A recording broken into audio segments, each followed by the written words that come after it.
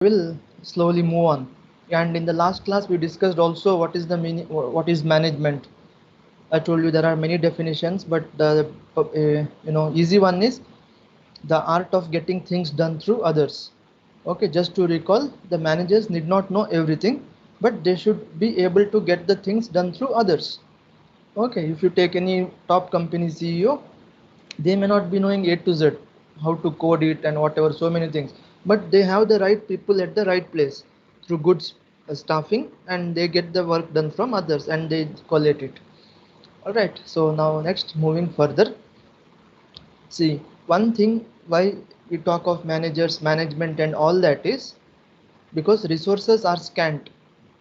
Okay, nobody is going to give you n number of quantity of resources and tell get the things done. Always you will be having limited resources. Tomorrow if you join your father's company itself as a CEO, your father will not give you 10 crore budget for a project telling that I'm giving you 10 crores, do whatever you want. Okay, it will be budgeted, you may maximum get 20 lakhs, 30 lakhs, in that you execute your plan. Okay, so money is limited. Okay, other resources, renewable, non-renewable, whatever, you cannot take you know whatever resources available and then try to do anything. Always it will be limited. So when we talk of these resources, we usually talk of land, labor, capital, enterprise. So if you look at it from product and service point of view, see, product is a bundle of tangible and also intangible utilities. Okay, service is something you cannot, it is not tangible, but you can make sure it is there. For example, if you take a restaurant business, there are some tangible things and there are some intangible things. Okay, so good management is a mixture of this product and service at optimum levels. Okay. Now if you look at land, labor, capital, enterprise, I told you all limited. You're starting some plant or factory or whatever, so land comes in, so there is a limit for that. Labor, you cannot have what you want to hire 1,000 people, but you should see whether it is feasible or not, what is the optimum level from which you can get profit. So you may be able to hire only 20 or 30.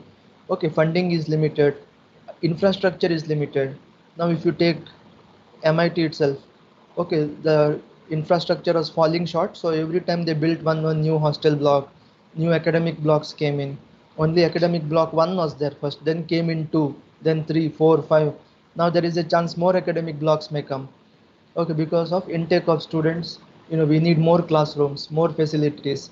That's why you had the shift system. One batch will have morning 8 to 12:30. Then when they go for lab, some other branch will occupy your classroom. Okay, otherwise before it was 8, I mean, you will have full day class starting from 8, and then when you go to lab, that class would be vacant because that class has been allotted to say aeronautical. So full day aeronautical, that is, it is allotted to aeronautical. Even if an aeronautical is in lab, nobody is going to touch it because it is aeronautical class. So now it's not like that. When you go to lab, that class is given to someone else. Okay, that is limitation of this enterprise. Land, I mean, infrastructure is falling short. So when we talk of managers, the goal is to optimize these resources. Okay, with whatever inputs you have, you are expected to maximize the output. See, all managers will be having same kind of skill, same kind of knowledge, education or whatever, but how they implement the things, okay, how they get the things executed, that makes all the difference. That helps you to categorize different managers. Okay, good, bad or whatever, medium, mediocre, or very good, excellent, excellent management. So the execution. And one thing, now suppose Tata did something and they increased their production. Now you have decided to copy it. Okay, now that copying it directly doesn't guarantee you the same kind of performance because there are other factors there. Okay, motivation level of the employees, or where the plant is located, their company policies, all those things play a role. So you cannot say that there is one size fits all for management. Tata did something like this, we are going to do ditto copy and we will come up nicely. No, not guaranteed. Okay, so when we talk of managers, we always look at optimizing the resources, and that's why we call experience. Okay, you may be given the same things, same kind of situations, but decision making based on your previous experience or some while doing your MBA, you have read some different cases of different, you know, organizations, what they did in this situation, what backfired, what was the best thing to do. So like this, from different sources, if you catch hold of these best practices, you may be able to make a better decision. Okay, that's why nowadays when they talk of managerial positions, they look at from where you have done your MBA. See, MBA degree is MBA degree, but doing it in IIM is a different level. Doing it in TAPME is in different level. Doing it in MIM or any other college, different level. Degree will be the same, but the rigor that they have gone through, the experience which the faculty have. Okay, some people come from industry in these top colleges, and then they tell you this is the thing. Okay, and when you joined with the experience or without experience. If you join MBA without experience, your output will be at a different level. But you have already some experience, and then you are doing an MBA, that adds value to your thinking, the way you write, the way you look at things, the way you think of optimization. That also matters. So some top colleges tell we want 2 3 years experience.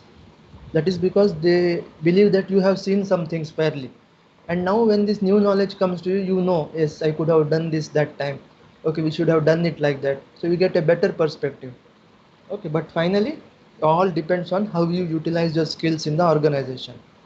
Okay, now these are some basic things. These are not directly related to your syllabus, but it helps you in shaping up good answers and all that.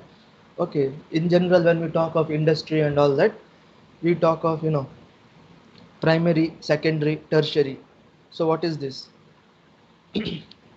Aeronautical, automobile students, they can relate with this. Okay, primary is directly extracting raw materials from earth or sea, like mining or all those things. Okay, those are primary industries. You're directly extracting something. Okay, secondary is when you manufacture or when you process these raw materials. You're doing something from the you know already available resources. You have extracted something, now you are doing packaging or whatever. Okay, from the raw materials you are manufacturing something, making bottles or soap boxes, or mobile covers, semiconductors for your mobiles, capacitors, whatever. That is all secondary. You're processing from that raw materials. Okay, tertiary is usually we call it service, like your super mod or not super malls. Okay, and all these things where they sell it. So that comes under tertiary. You can put your service and all in here.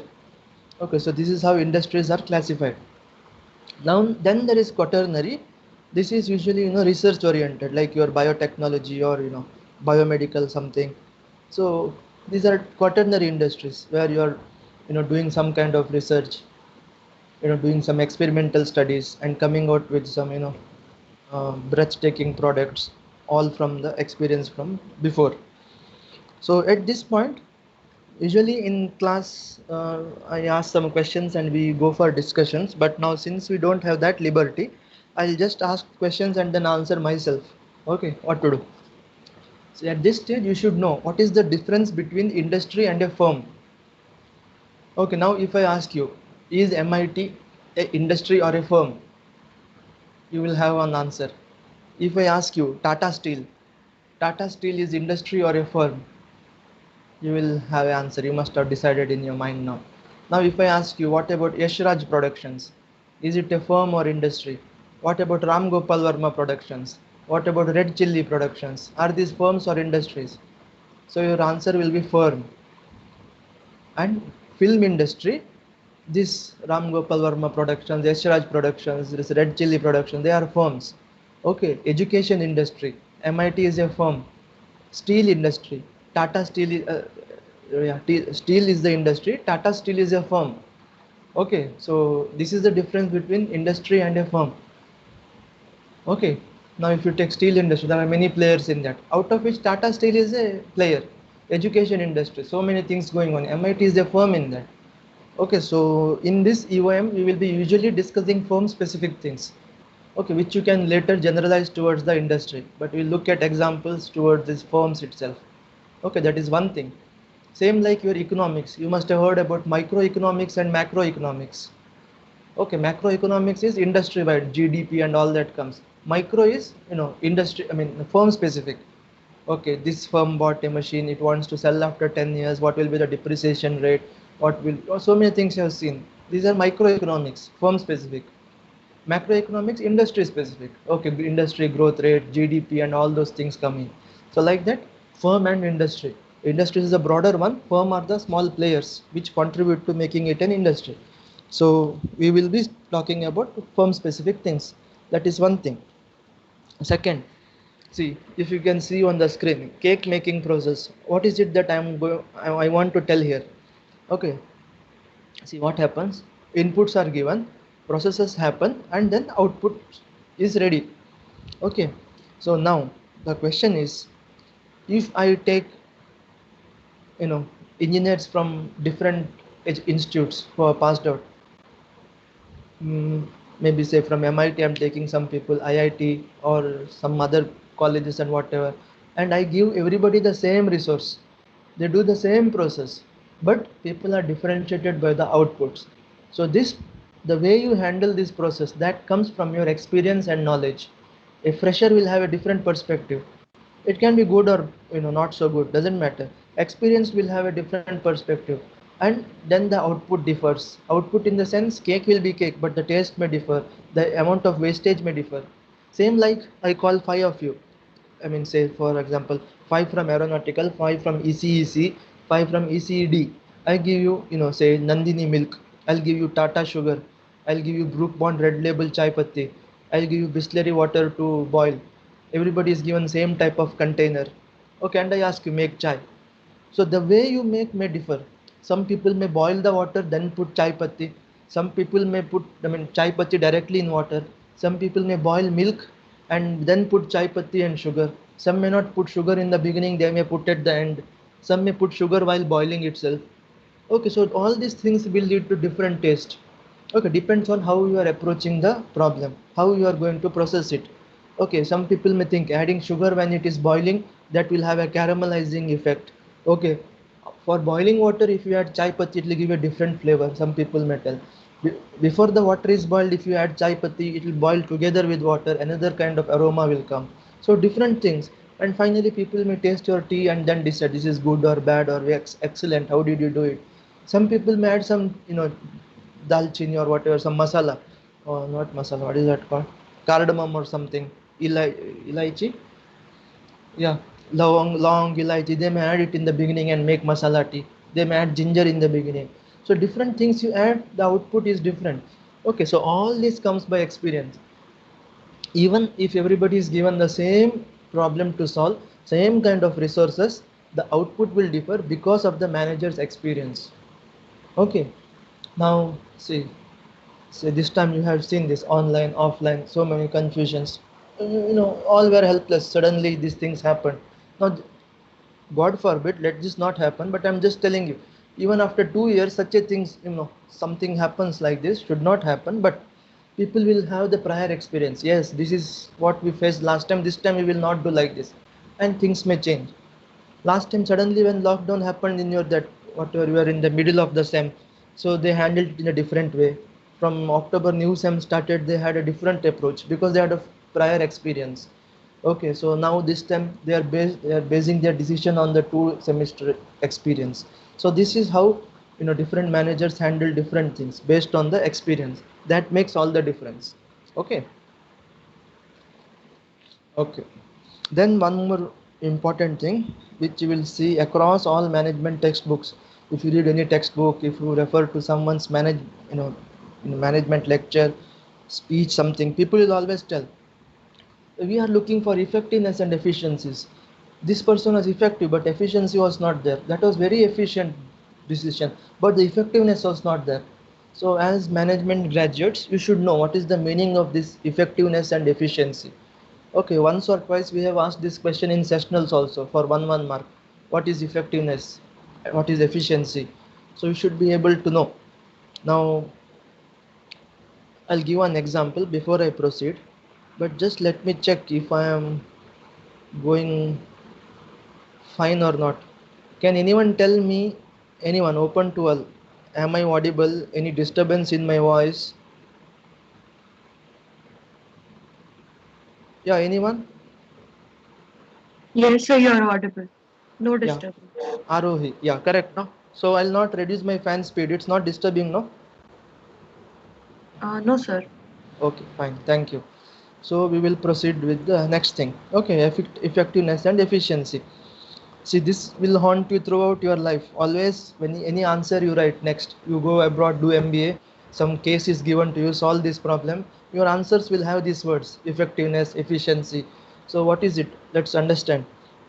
See, I'll tell you a small story. I'll tell you two, three stories. Then you tell me what is effectiveness, what is efficiency. Say, for example, one person has come from wherever to Manipal. He has come. He was in lockdown. you know he has not gone out of his house from long time, and he has come to Manipal. Now he want to relax. He wants some personal space after being at home all the time with parents and grandfather grandmother totally. After that he is coming here and looking for his space. So what he does, he decides, I'll walk towards Parkala.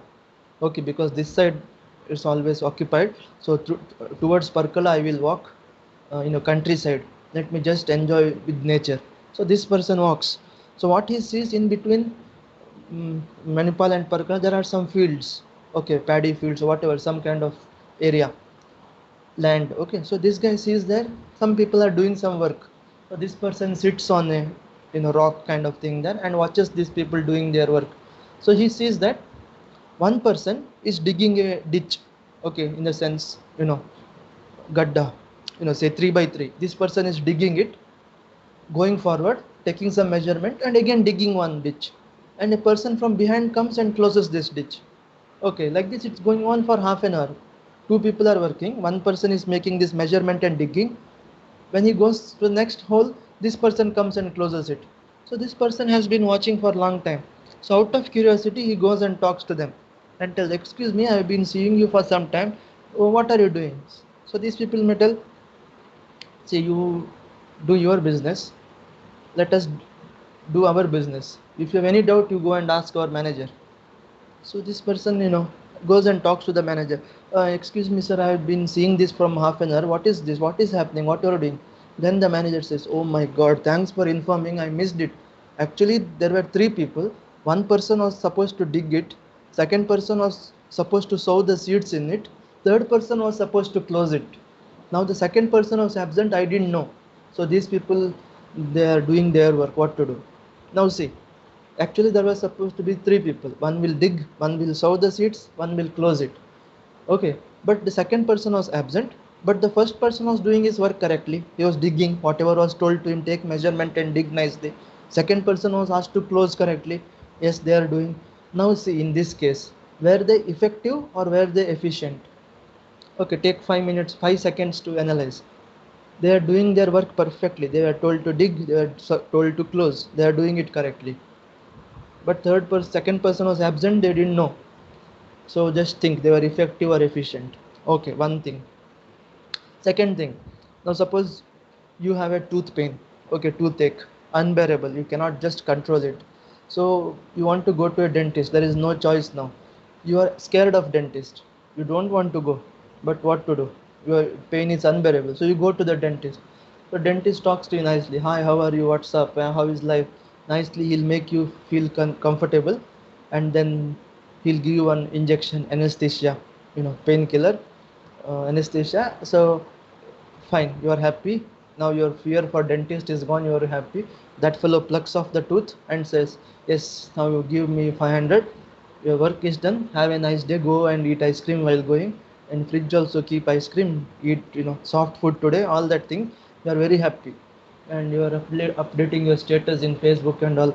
Or very happy. This, that, and all. Fine. Ate ice cream. Went home and all. Then after 1 hour, it starts paining. Now you are worried, what is this? Now when you check the mirror, you find out that the dentist has plucked the wrong tooth. See, you had a pain somewhere, you went there, that person did all correct, made you feel comfortable. Now your fear is gone, excellent, everything fine. But now you realize he has plucked the wrong tooth. Now tell me, he was effective or efficient? Again, take 5 seconds to think this.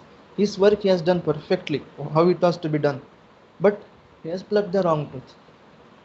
Okay, so that is the difference between effectiveness and efficiency. In case of this dentist, he was very efficient. Okay, but effectiveness was zero.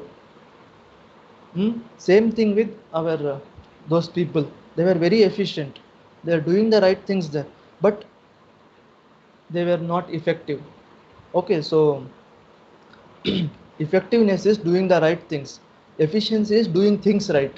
Whatever you are doing, if you're doing it correctly, that means efficiency is high. But is it correct? That's where effectiveness comes in. Okay, dentist doing things right, right? That's the way to pluck off the tooth. Okay, he has done it correctly, efficient, but not the right tooth. Effectiveness zero. That is the way to dig and that is the way to close. Efficient, but effectiveness zero.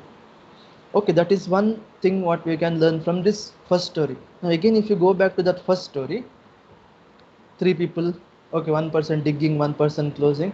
See why that problem happened. First thing is they were overstaffed. The resources were not maintained optimally. Was there need of three people? The first person could have dug it, put the seeds and gone, no? Second person would have closed. Or first person digs, second person sows the seeds and closes. Manpower could have been optimally used, but that manager did not do that, so that was wrong. One thing. Second thing, if the people were educated, telling that what you are doing, they would have known what problem was happening. They were not told anything. They were told you dig, you close. So they don't know where their contribution is going to. That is the difference between firms. That is the place where your vision, mission, objectives come in.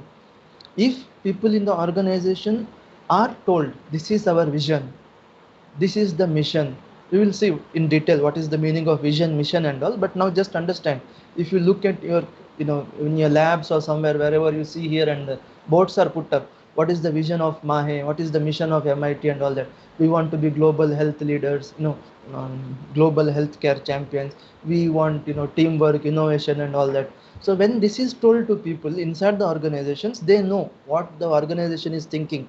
Then their energy will be channelized. If they don't know why they are doing what they are doing, their output will be like this. When you start working, you will be introduced to team leader, vice president or something. Then they'll be telling, this is the project we are doing, this is the goal of it, and this is what we want you to do. So now you know where your contribution goes to. So these kind of things will not happen. Now if the manager had told them, we are going to what do you call that, build a forest. Okay, we are going to plant seeds, plant trees here. So this is going to be a dense forest. So now they know, okay, that's why we are digging. So we have to plant seeds. If that is not told, they don't know why they are doing what they are doing. They're simply sleepwalking, doing something and going. But if they are told, this is where your contribution goes, we are going to plant forests here. So they know, okay, so if someone is absent, I will plant the seeds. Okay, or this kind of small things they'll chip in with. If they are not educated, they don't know what they are doing. Okay, that's the difference between all these management things. So you must have heard TCS training is excellent, Infosys good training and all that. In training they'll teach you job specific things. Okay, along with that you will be told about these things. This is where your contribution goes to. Suppose Philips, when they come, they tell you, we want to be energy efficient lighting, we are thinking from that terms. So everything you do, you will have that light efficiency in your mind. Okay, it should consume less energy and give more glow. So you'll be thinking from that angle. So all these things channelized, the company will have a proper growth, exponential growth. If company is wanting something, people are thinking something else, the energy will not be channelized, it will go somewhere else. Okay, so that is the difference. That's the importance of this vision, mission, telling you people about what is the objective of this project and all that. Okay, that's why in the last class I told you, in the end of this semester, by the end of this semester, what you should learn about this subject. So at least I should know about managerial functions, I should know about the roles of managers, I should be able to make a business plan. So now onwards, whatever you think, no, you'll be thinking in those angles. So it will fall in place. Suppose you don't know all these things, you may thinking, what next I'll be learning here. I'll be learning maybe this thing, I may learn that thing. So you are thinking of so many things. But when it is told where all this goes to finally, your energy will be channelized. Okay, so that is your effectiveness and efficiency. So there can be situations where you know the process is effective, but it is inefficient.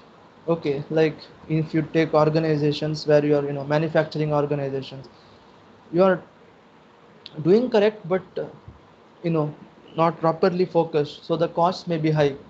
Okay, you will have to compromise on the quality or whatever sometimes. So when both fall in place, effective and efficient planning, okay, so you will have high return of return on your interest, return on investment. Okay, output will be good, good quality, more sales happening. So this is the difference between effectiveness and efficiency.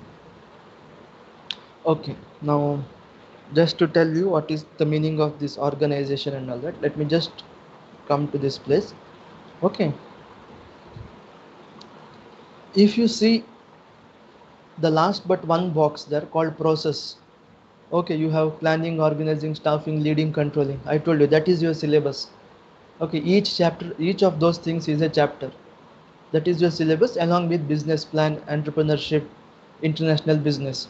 Okay, so whatever you are learning is, it is the process. There is input, process, output. So we will be focusing on this process in this subject throughout. Okay. Yeah, now just to tell you about these things briefly.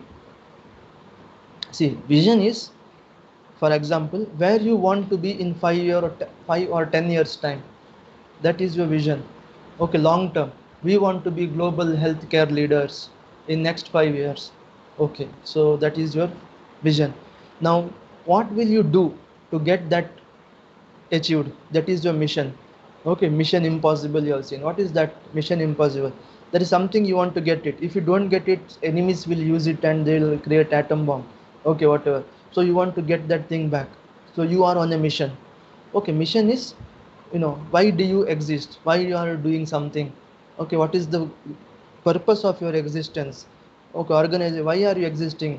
We want to, create global leaders. We want to inculcate teamwork and all that. Okay, we want to educate people on engineering. So that becomes the mission. Okay, strategy is some course of action which will help you reach all the way. Okay, what is your strategy? I'm going to attack or I'm going to play defensively. Okay, so that is your strategy. Now goals are, all these are, overlapping. Something in terms of, numericals expressed goals. I want to increase the sales by 10%. See, I want to be global leader, fine. But for the time being, I want to increase my sales by 10%, or I want to increase the sales by 20%. So this becomes your goal. So I want every department to increase their productivity by 2%. For example, if you talk of research papers, okay, every department is given a target. You have to produce these many research papers. That is per faculty into two. So in humanities and management, we have nearly 24 faculty, 13 for teaching English and 12 for teaching these management subjects. So our goal is per faculty to publish two research papers you have to publish. Fine. So that is your goal that is given. Now objective is, objectives are certain end results towards which you are working. Okay, what is the objective of this class? The objective of this class is to learn the functions of managers, learn what is effectiveness, what is efficiency. So what I want you to learn at the end of this session, that is my objective. Okay, so every, you know department, every organization, they'll be having some objectives. Okay, you have to manufacture 25 cars by this month end, and you should have least rejections. There should not be any quality problem. So these are objectives, certain end results towards which you are working. Okay, one day we will have deep discussion in this when this comes under planning. Okay, this is called hierarchy of plans. We will talk about this in detail. But now, before other discussions happen, I wanted you to know what is the meaning. Okay, vision is something long term. Mission is why do you exist? Okay, how will you achieve that long term goal? Okay, these are vision and mission of some example. You can see this later. Okay, also if you are in your lab later, just see the vision and mission of MIT. It will be displayed in the notice board. I mean, in the lab there are some boards. Just have a look, so you will know why everything, what is taught to you, how it is going to contribute. Okay, fine. So we have seen this, what is management, in the last class. So I'll just brush through that. See, art of getting the things done through others. Then we saw the nature of management. It is multidisciplinary. It is, creative, group phenomenon, doesn't happen in vacuum, and you cannot measure it. It has to be something goes to the society. It's a social process. You live in a society. Okay, fine. Now, just telling you about this full syllabus. What is the meaning of this? See, this slide itself can give you 5 marks. In the recent exam, this was the question asked. Okay, explain the 5 functions of management with an example. So people who could write this got 5 marks straight away. Okay, see, what is planning? See, planning is you're bridging the gap between where you are and where you want to be. So you decided that you want to say start a new branch of engineering by May. Okay, so that is the plan. Now we don't have that branch. By July we should have that branch. Okay, and then you take steps to achieve that. So that is planning. Okay, organizing is now to make that branch happen. You are delegating. You are dividing the things into small pieces and giving different people to specialize. For example, we have to start a branch, so you are making a small team. One team will make the syllabus, one team will get it approved by the board of studies, one team will make the lab manual, one team will tell what kind of labs and infrastructure is necessary, one team will go for that budgeting. Okay, one team will go for all the approval from the higher colleges, one team will go for marketing, they will make the pamphlet and then they will advertise about the branch, one team will go to industry and try to strike deal for placements. So see, the full thing you have broken down into small pieces, you're delegating and all that and getting things done. So that is organizing. Okay, staffing is hiring right people at the right time at the right place, and then training or whatever. Now suppose we are starting a new branch where we have to teach a software which we don't know, so train people so that when the branch starts we know that software so that we can teach. Okay, we need say lab attenders. Okay, start hiring now itself. Say some new machinery is going to come, we need operators for that. Okay, get them now. Okay, call for interviews who know that machine to operate and get them and let them join in June. Okay, so by the time the course starts people are ready. So that is your staffing. Okay, directing, it's also known as controlling. Okay, controlling, if you remember in the last class we discussed about feedback, control, feed forward, concurrent.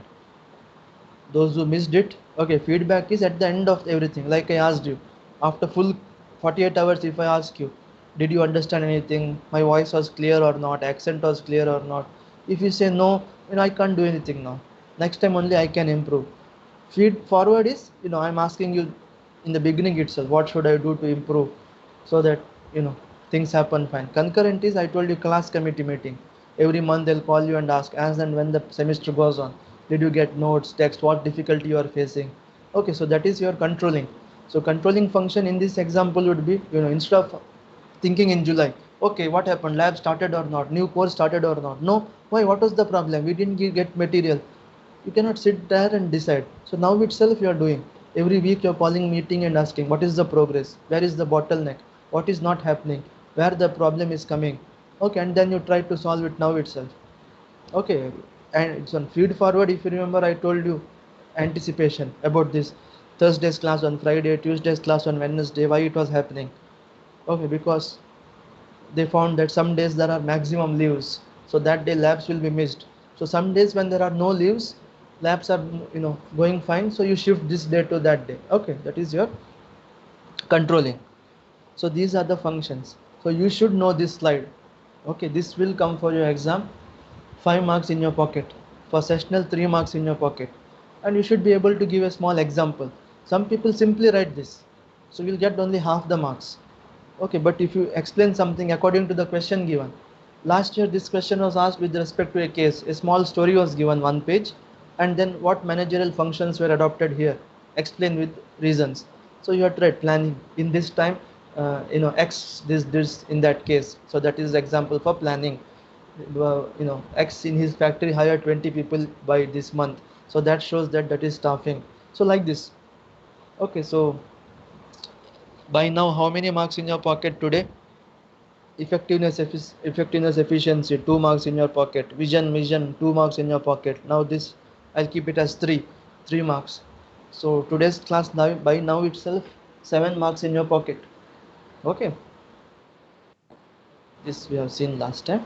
So here we will start the actual major thing.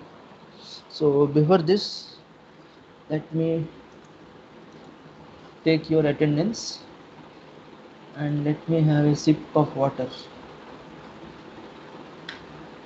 Yeah, any questions you can ask me. I am here itself. Anything you want to know, you can ask me.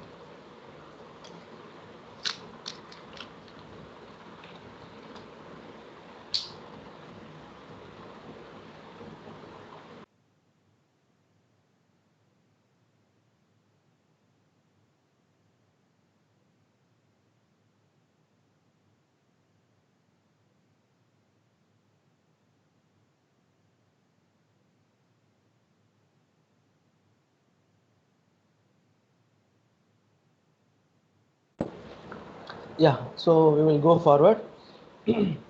Coming to this functions of managers. So, no, sorry, not functions, sorry. Principles of management. Okay, see, this is very important. Any exam you write, this question will come in one way or the other. There are 14 principles of management. Here it is.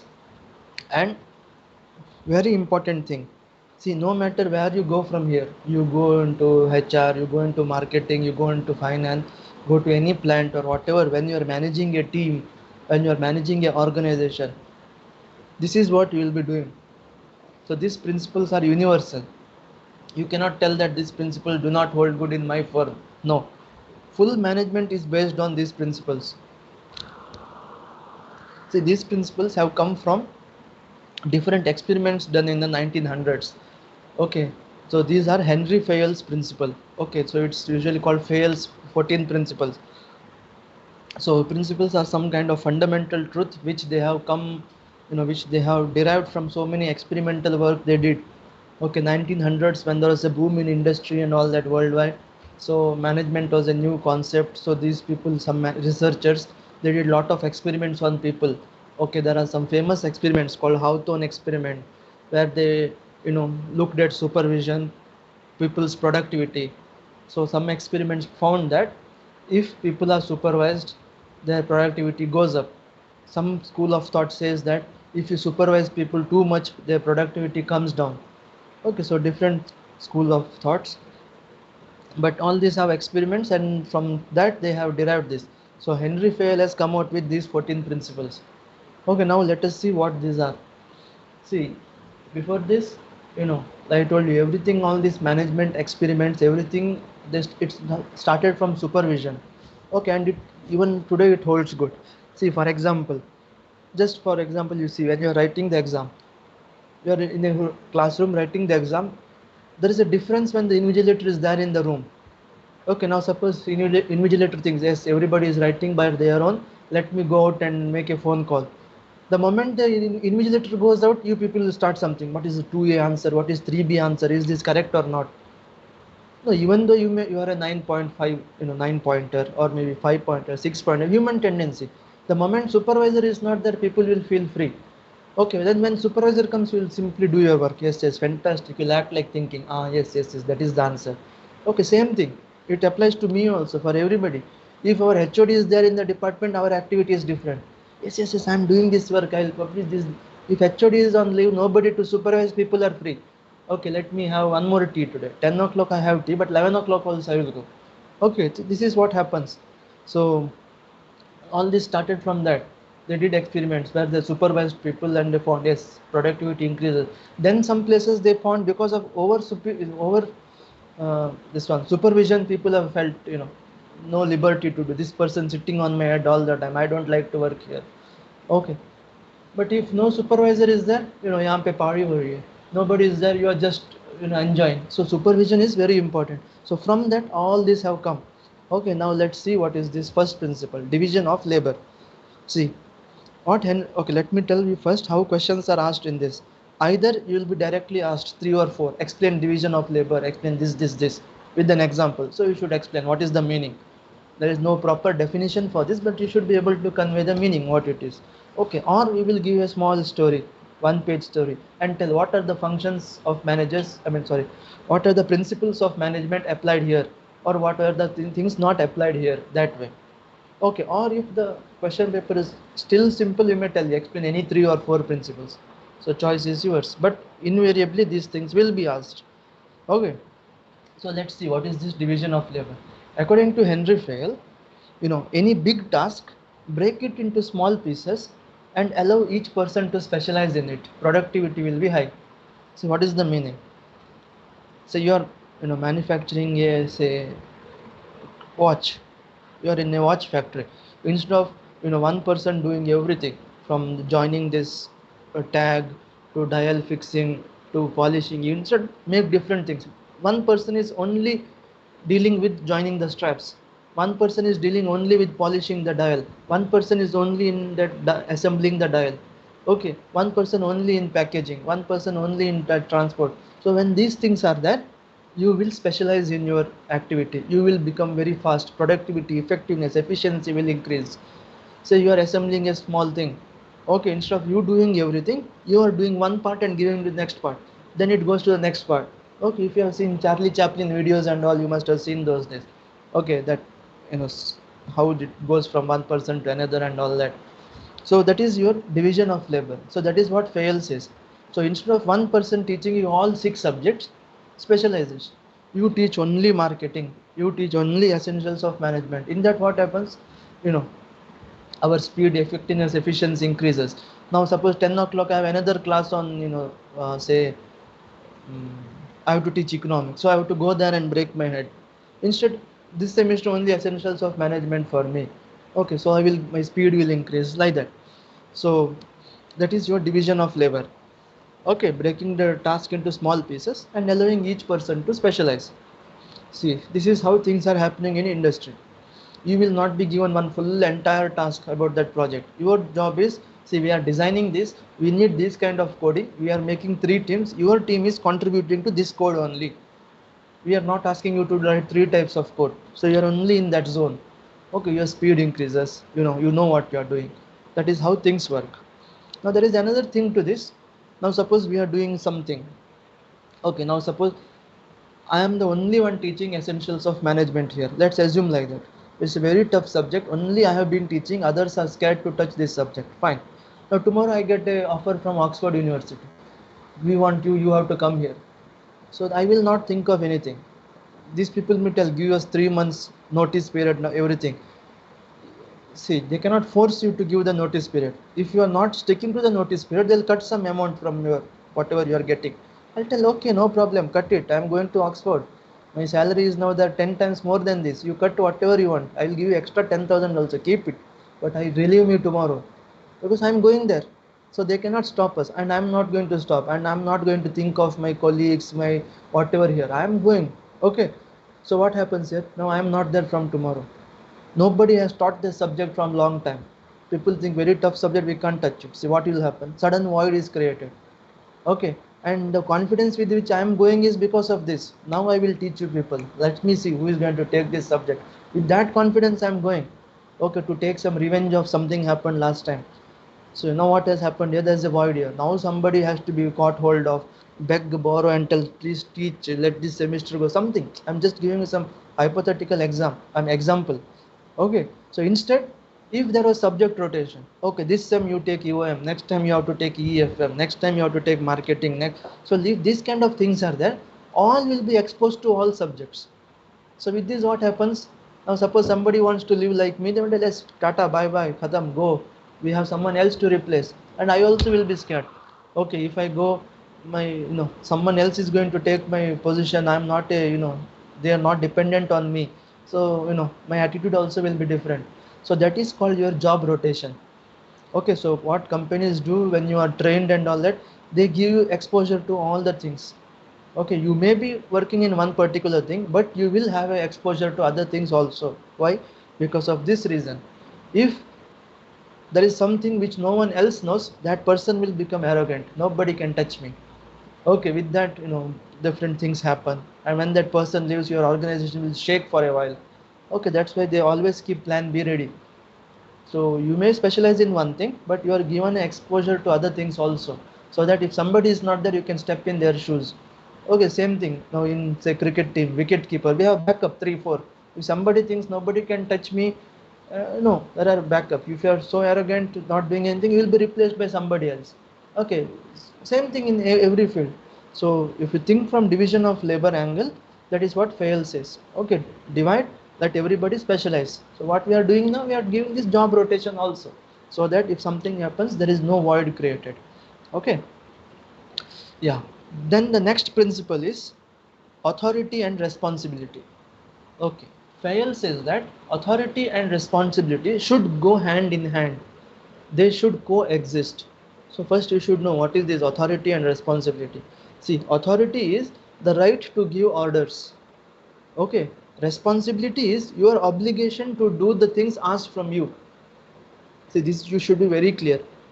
When you start working, you will be told you have to listen to the team leader. That means whatever team leader says, you have to do, because that person is doing that with something in mind and he wants you to execute this task. So he has the authority to tell you, do this. Okay. Now, say for example, if I'm taking a class, okay, in classroom setting, I'm taking a class, two people are making so much of noise, they're disturbing, I give them warning, but still they are talking and laughing in the loudly disturbing the class. I'll tell them, get out of my class immediately. So they have to go. Okay, fine. Now suppose I went for, something came up, I went for 5 minutes to drink water or something, some to sign something, I have gone there. So I tell the class rep, you manage the class, make sure nobody makes noise. Again these two people are doing this, they are laughing loudly, this that. So class rep says, you get out, you both get out. They'll not go. They'll tell, who are you, you don't have any authority on us, we are not listening to you. Fine. Okay, that's the difference. That person doesn't have the authority, but I have that authority. Okay. Now I cannot tell you tomorrow holiday, go and enjoy. I don't have that authority. But director says tomorrow holiday, that means tomorrow holiday. I think somebody has to mute your mic. I don't know who is it. I can hear some disturbance.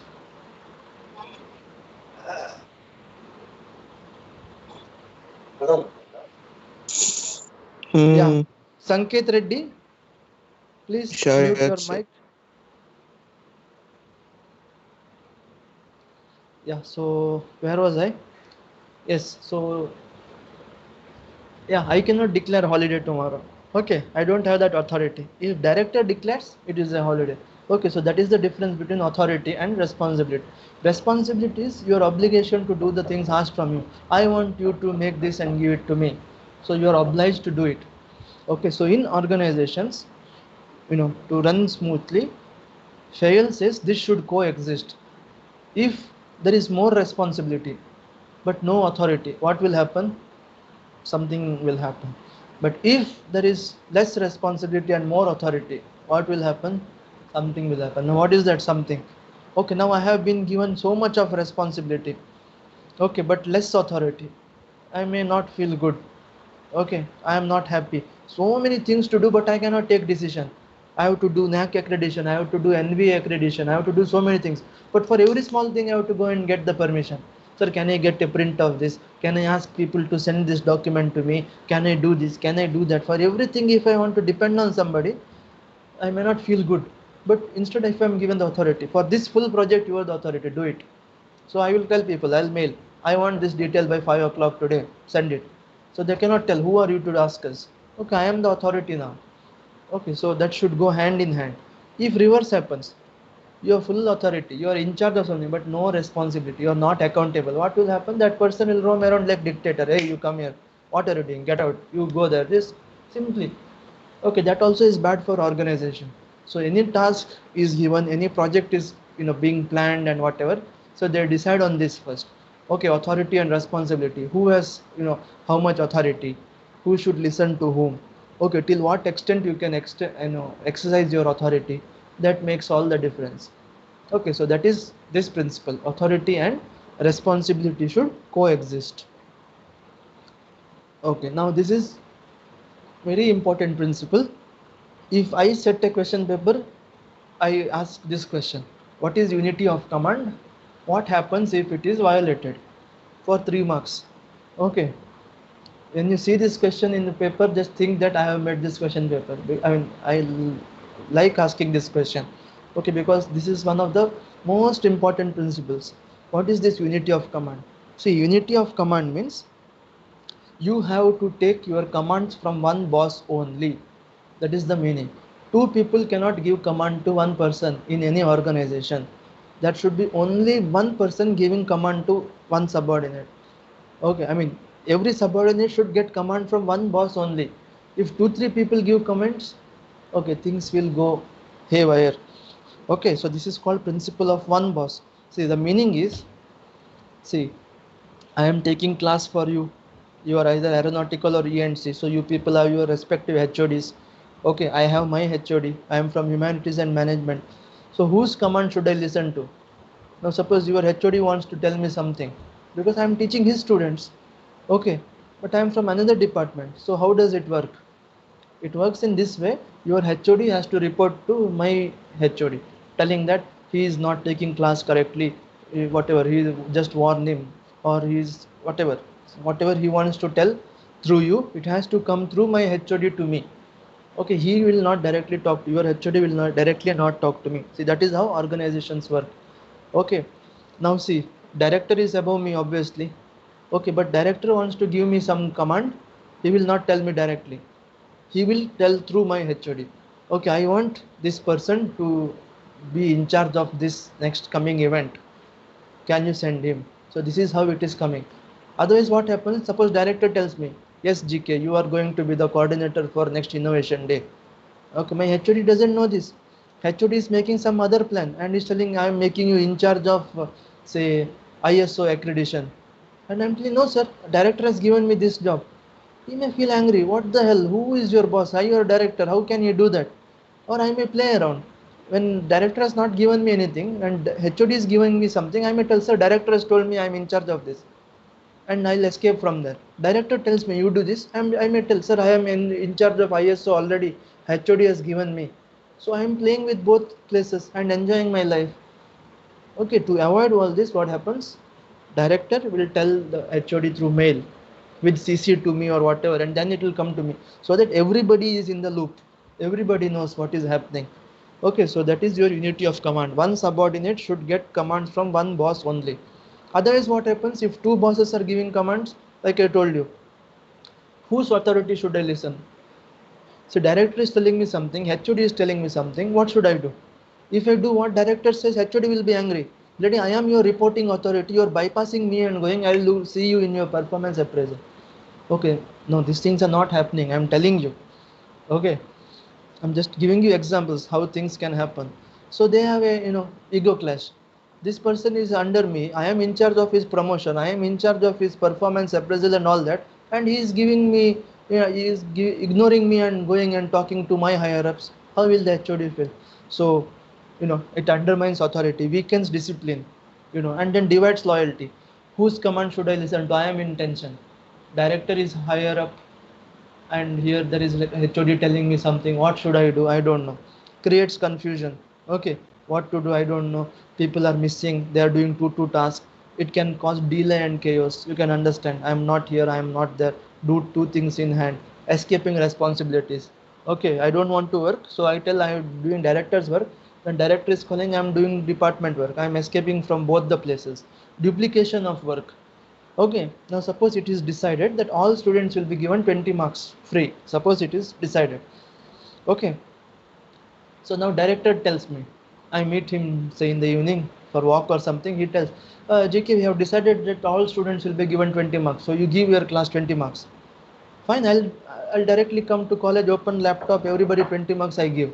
Okay, then I sleep. Next day morning, HOD calls and tells, we had a meeting, we have decided that all students would be given 20 marks. Do it immediately. So I'm again giving 20 marks because now HOD has told me. I don't know that both decided that only once it has to be given. It's a duplication of work. So instead it will come through correct channel. It has been decided that what is to be done, it will come through my HOD. So I know, okay, once I have to give. Okay, so that is why people don't talk to others beyond their chain. Okay, don't talk in the sense hi bye, okay, but they don't give commands beyond their chain. If director wants to tell me something, my boss has to tell me. Okay, same thing you will be told when you start working. You have a team leader, project manager, vice president, whatever. Okay, but vice president will directly not give you these commands. It has to come through your team leader only. So you will be told, you report to your team leader. He is your authority. Do what he says. Okay, that's how things work in organizations. So this question usually asked is what is unity of command? So you should be able to write one subordinate should receive command from one boss only. So this is unity of command. Now what happens if it is violated? So these 3 4 things you can write. Okay, it creates confusion, chaos, division of loyalty, duplication of work, escaping responsibilities, like this. Okay, very simple. Okay, we will do this, and then we will stop for the day. Okay, too much gyan in the beginning is injurious to health. So listen to this carefully. What is this unity of direction? See, unity of direction basically means that one team, one goal. Okay, one team should have one goal. That is what this thinks. The meaning is, if everybody's energy is channelized towards one goal, organization will run smoothly. Now everybody's goal is that quality improvement. We should improve the quality. Everybody's energy is channelized there. But if you don't know, if some people are working towards quality, some people are working towards quantity, some people's energy is somewhere else, what is happening? You're not able to synergize. Things are not going, as you expected. So it doesn't work that way. Okay, now I told you synergy. Now what is the meaning of synergy? Like your effectiveness, efficiency, you will also use this word several times.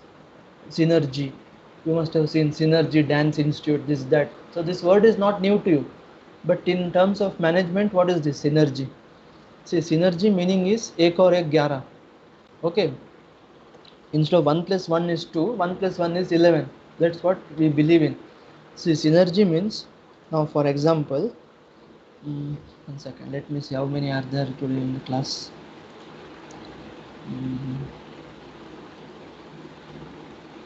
159. Okay, now suppose we have one problem in hand. Okay, see, for example, now imagine we are all in a physical classroom setting. We are sitting and discussing something, and I have one, say, dairy milk in my pocket. Okay, one chocolate I have. Then say your class rep has one chocolate. So I give my chocolate to him, and he gives his chocolate to me, and we, class is over, we go home. But what we have? One chocolate each. Okay, instead, imagine a situation, there is a problem, we are discussing, we are brainstorming, everybody is giving idea, I am giving my idea to you, and each one of you is giving your idea to me.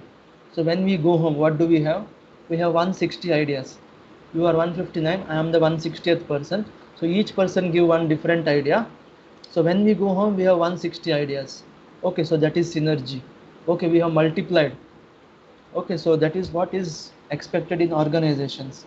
Okay, that is why these multidisciplinary teams and all that, because ideas come from different places, and things are multiplying like anything.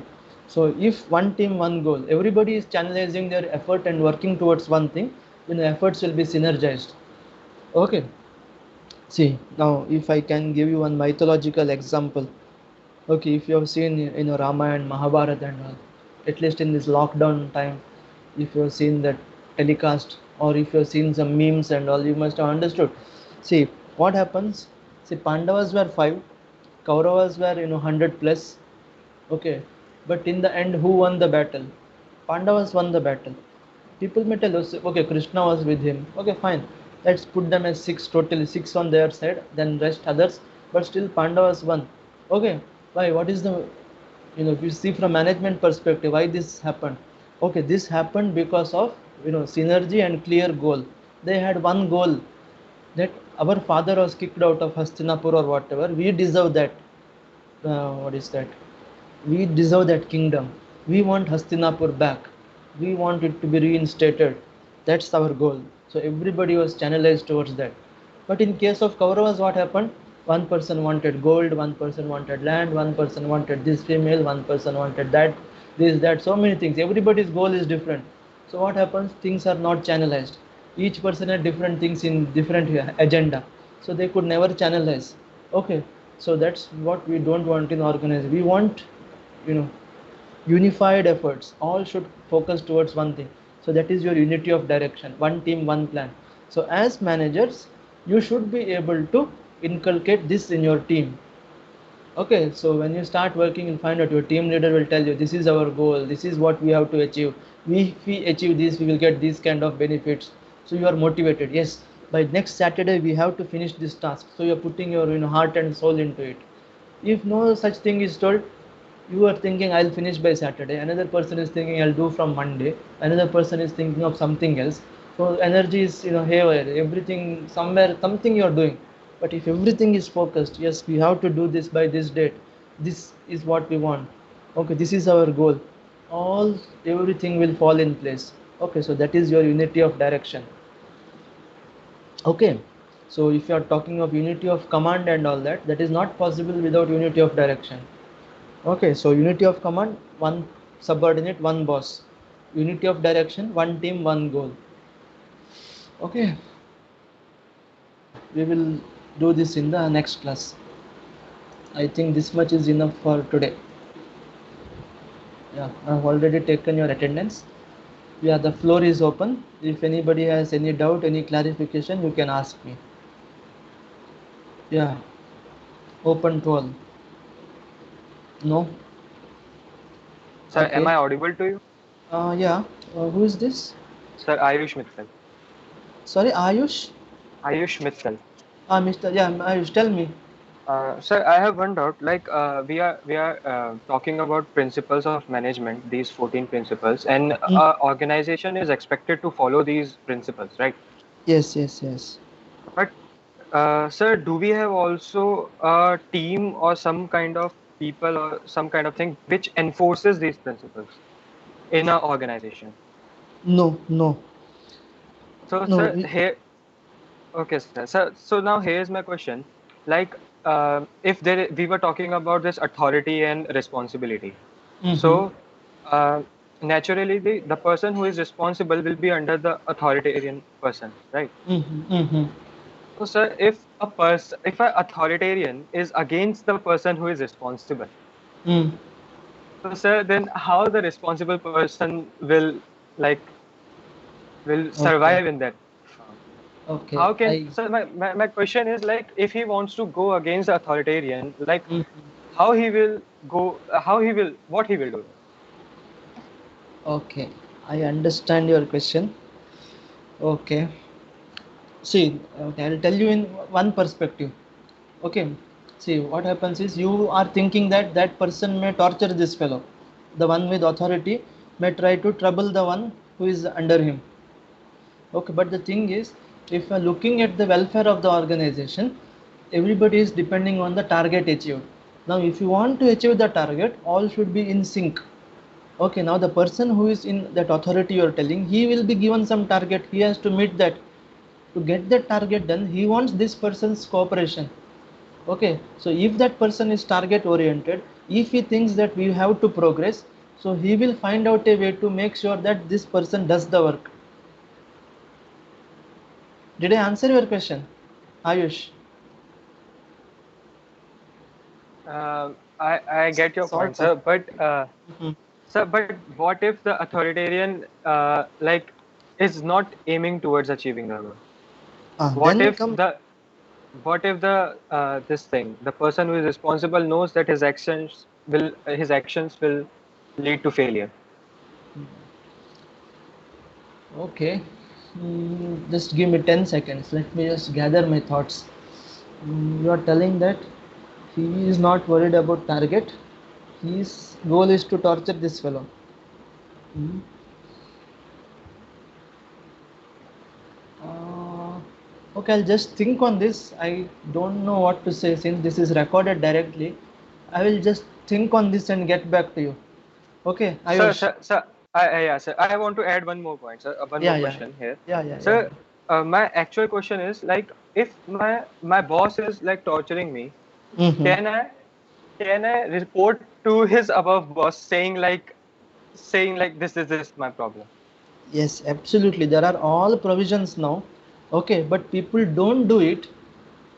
Okay, one second. Let me stop the recording. Okay, see, there are all provisions now for labor laws and all that where you can do that, but people don't do it for two reasons. One is you will be in the bad books of your direct boss.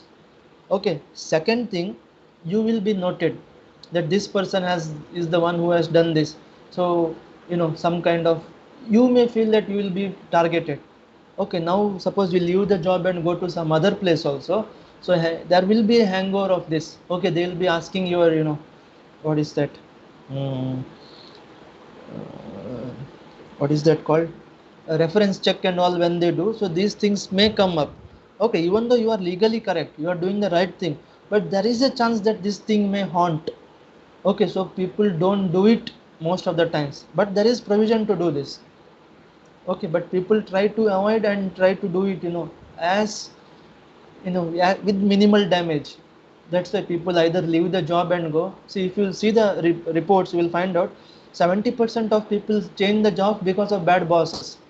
Okay, they could have taken revenge, they could have taken action by complaining or whatever, but they don't do it for this reason.